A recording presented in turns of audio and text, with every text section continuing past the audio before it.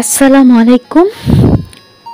আমাদের ধারাবাহিক দুই ডাককে সবাইকে আমন্ত্রণ, সুস্বাগতম। পর্ব 6, দরজা ও ডাক। Narrated by Mahima Jhalak Mihirima. ঘরানা psychological mystery, spiritual reality, suspense. যেখানে আগুন নিভে গেলেও দরজার ওপারে দাঁড়িয়ে থাকে এক অন্য সত্তা। সব প্রশ্নের পরে আসে এক নীরবতা, আর সেই নীরবতার মাঝখানে কে যেন ধীরে ধীরে দরজায় কড়া নাড়ে। আমি মহিমা ঝলক মিহিরিমা আজ বলছি সেই ডাকে সাড়া দেওয়ার গল্প, যেখানে সত্যি জানতাম না ওপারে কি দাঁড়িয়ে আছে, ঈশ্বর না আমি নিজেই। ভোর 4:45। ঘুম থেকে সদ্য জেগে উঠেছি আগুনের স্বপ্ন দেখে।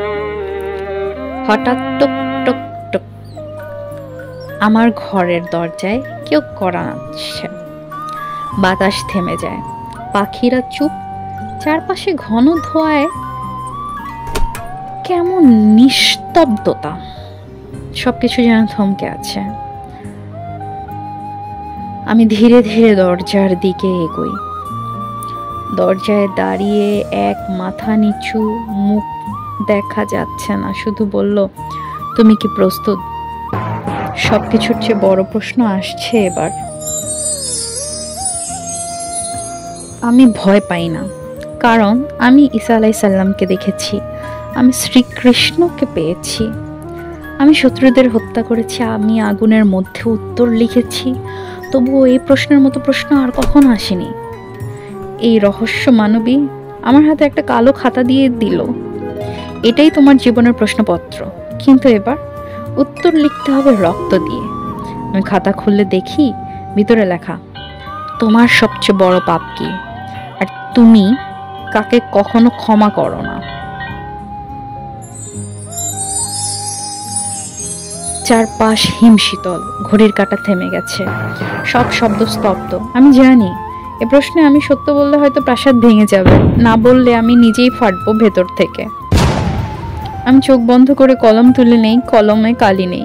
আমি নিজের আঙুল কেটে রক্ত দিয়ে লিখি। আমি নিজেকেই ক্ষমা করতে পারিনি, কারণ আমি নিজেকে বহুবার ছেড়ে দিয়েছিলাম।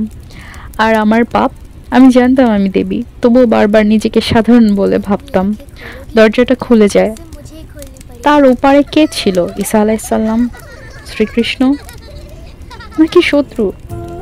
না, ছিল কে? নাকি আমি নিজেই, এক অন্য রূপে, এক অন্য অবতারে? দুই ডাক আসলে বাইরের নয়, একটা ডাক ছিল ঈশ্বরের, আর একটা ছিল আমার নিজের অন্তরের। পরবর্তী পর্ব, শেষ পর্ব, দুই ডাক 7, আয়নার অপর পাশে, যেখানে আপনি নিজেই দেখবেন অন্য এক রূপে, আর জানবেন কে ডাক দিয়েছিল, কেন।